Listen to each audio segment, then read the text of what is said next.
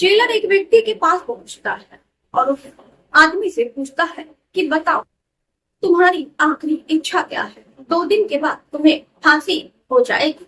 बताओ तुम्हारी कोई अंतिम इच्छा हो तो तुम बता सकते हैं, तुम्हारी अंतिम इच्छा पूरी की जाएगी। जब ये बात वो लड़का सुनता है तो उसकी आंखें बिल्कुल भर आती है।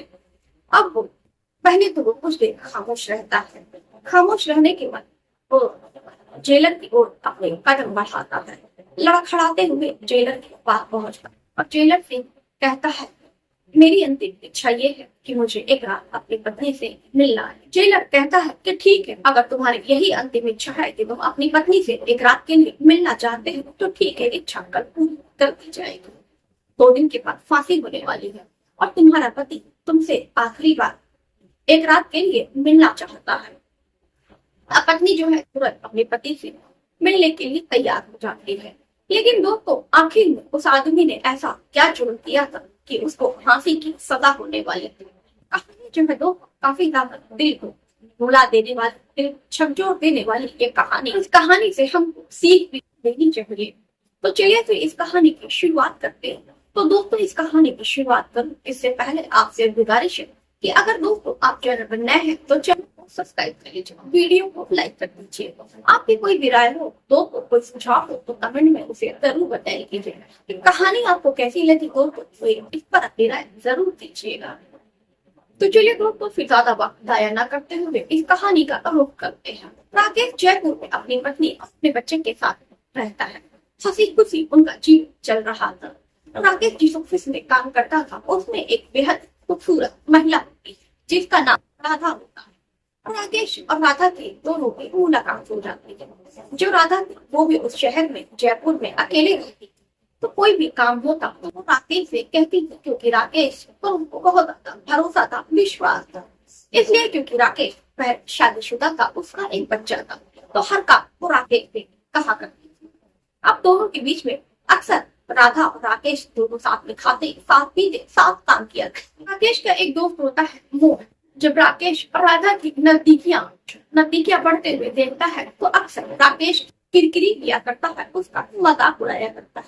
कहता है, यार तुम्हारे तो बड़े मजे हैं, घर वाली और बाहर वाली सही है यार, यहाँ तो एक के भी डाले पड़े। राकेश कहता है, देख भाई ऐसी कोई बात नहीं, तू गलत समझ रहा है। राधा केवल मेरी दोस्त है और राधा मुझ पर बहुत विश्वास करती है, क्योंकि उसे पता है मैं शादीशुदा हूँ और इसलिए मुझ पर तो ज्यादा ही विश्वास करती है।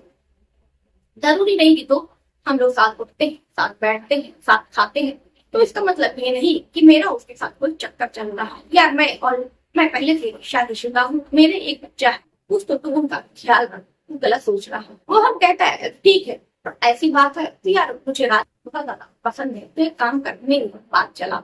राकेश कहता है कि देखिए मैं कोई ऐसा वैसा लड़का नहीं, तुझे क्या मैं दलाल लगता हूँ कि मैं तुम्हारा और राधा का पैचअप करूँ। अगर राधा तुमको पसंद करती है तो कुछ जान जाओगे और तुमको उससे अपने दिल की बात कर। मोहन राधा से काफी ज्यादा मिलने की बात करने की कोशिश करता है, लेकिन जो राधा है वो मोहन को भाव नहीं देती है और उससे बात नहीं करती है। और यही इसी बात पे लेकर राकेश से अक्सर झगड़ा हुआ करती कि यार राधा को तुम मेरे बारे में बताना, राधा को कहना कि वो मुझसे प्यार करे। राकेश कहता है कि देखिए प्यार किसी से तो जबरदस्ती नहीं किया जा सकता, लेकिन ये बात मोहन को समझ में नहीं आती है और इसी बात को लेकर राकेश और मोहन बीच में खटपट होने लगती है। एक दिन राकेश की पत्नी का ऑफिस में फोन आता है। वो कहती है कि मेरी माँ की तबीयत खराब है और मैं अपने बेटे को लेकर ससुराल जा रही हूँ। राकेश कहता है कि ठीक है, तुम एक काम करो, तुम चली जाओ, मुझे जैसे ही छुट्टी मिलेगी तो मैं भी आ जाऊंगा। अब राकेश की पत्नी अपने बच्चे को लेकर अपने मायके चली जाती है अपनी माँ को देखने। इधर राकेश अपने घर पर अकेला रहता है और परेशान रहता है। तभी राधा उसके पास पहुंचती है और पूछती है, क्या बात है राकेश, तुम बहुत ज्यादा परेशान लग रहे हो। राकेश कहता है कि ऐसी बात है और मुझे नहीं लगता बॉस मुझे छुट्टी देगी। तुम कहो तो बहुत ज्यादा परेशान लग रहे हो, तुम कहो तो मैं तुम्हारे घर चलो। राधा राकेश से कहती है कि कोई बात नहीं, तुम परेशान ना हो, एक काम करो, मैं तुम्हारे साथ में आज चलती हूँ और तुम्हें खाना भी बना कर दे दूंगी। तुम अकेले कैसे मैनेज करो, जब तक तुम्हारी पत्नी नहीं आती है तब तक मैं तुम्हारे घर पर ही रहूंगी, अगर तुम्हें कोई एतराज ना हो। राकेश कहता है कि अरे नहीं, तुम तो मेरे लिए इतना सोच रही हो, मेरी इतनी अच्छी दोस्त हो, मुझे कोई दिक्कत नहीं है, मुझे कोई एतराज नहीं है। अब राधा ऑफिस राकेश जब ऑफिस से निकलता तो राधा को भी अपने घर ले जाता है। राधा राकेश के घर पहुंचने के लिए खाना बनाती है, दोनों खाना पीना खाते हैं और खाना पीना खाने के बाद फिर दोनों सोने के लिए चले जाते हैं। तभी मोहन को इस बात की भनक लग जाती है कि राकेश के घर में आज राधा रुकी हुई है। अब मोहन राकेश को फोन करता है और कहता है कि यार, तू मुझे सिर्फ नाम का है तू समझना है, तुमने तो मुझे बताया नहीं कि राधा तुम्हारे घर पर आज रुकी हुई है। राकेश कह रहा है कि भाई, इसमें बताने वाली क्या बात है, मेरी पत्नी अपने मायके गई हुई है अपनी माँ को देखे, ऐसे में मेरा कोई ख्याल रखने वाला नहीं था। तो राधा ने कहा कि मैं आपके साथ चल रही हूँ, तो मैं मना नहीं कर पाया। फिर जो मोहन है वो राकेश के घर पहुंचता है। मोहन को ये बात सुनकर बहुत बुरा लगता है और वो मन ही मन में राकेश से बदला लेने के लिए ठानता है। अब थोड़ी देर के बाद फिर से मोहन राकेश को फोन करता है और कहता है कि यार, मेरी तबीयत बहुत खराब हो गई है और तू एक काम कर, तू अभी मेरे घर पर आ जा। अब राकेश जो है वो राकेश तुरंत मोहन के घर पर पहुंचता है। मोहन बीमार होने का नाटक करता है। दोनों बैठकर कुछ बातचीत करते हैं। तभी जो मोहन रहता है वो राकेश को पानी देता ही देता है। पानी में वो नींद की दवा घोल देता है और वो राकेश को पीने के लिए दे देता है। राकेश जैसे ही वो पानी पीता है वो गहरी नींद में सो जाता है।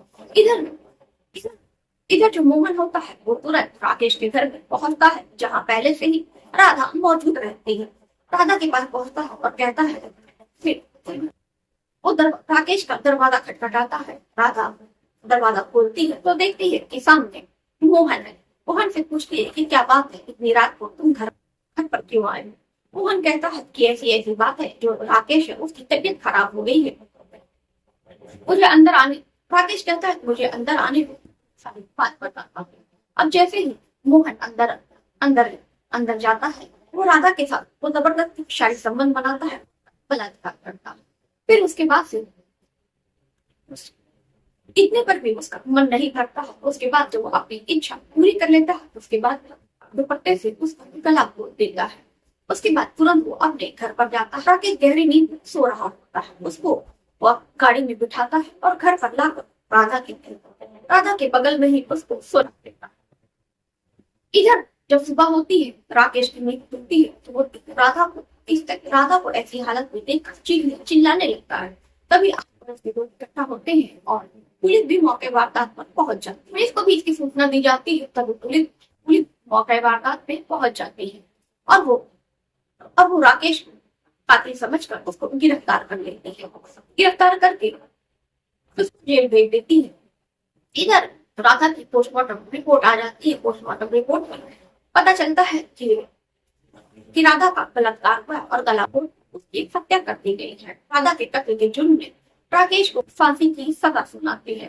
2 दिन के बाद राकेश को फांसी की सजा होने वाली है। जेलर उससे अंतिम इच्छा पूछता है तो राकेश कहता है कि मुझे अपनी पत्नी से एक रात के लिए मिलना है। उसकी पत्नी तभी जेल में आती है और वो उससे कहती है कि आपने ऐसा क्यों किया। तभी जो सारी कहानी है वो अपनी पत्नी को बताता है और उसकी पत्नी फैसला करती है। पुलिस के पास पहुंचती है और अदालत का दरवाजा खटखटाती है। बताती है कि उसका जो पति वो निर्दोष है। मेरे पति को गलत तरीके से फंसाया गया है और सही तरीके से निष्पक्ष तरीके से जांच नहीं हो पाई। मैं चाहती हूँ कि इसकी जांच की जाए और जो दोषी है राधा का, जिसका नाम मोहन है, उसको गिरफ्तार किया जाए।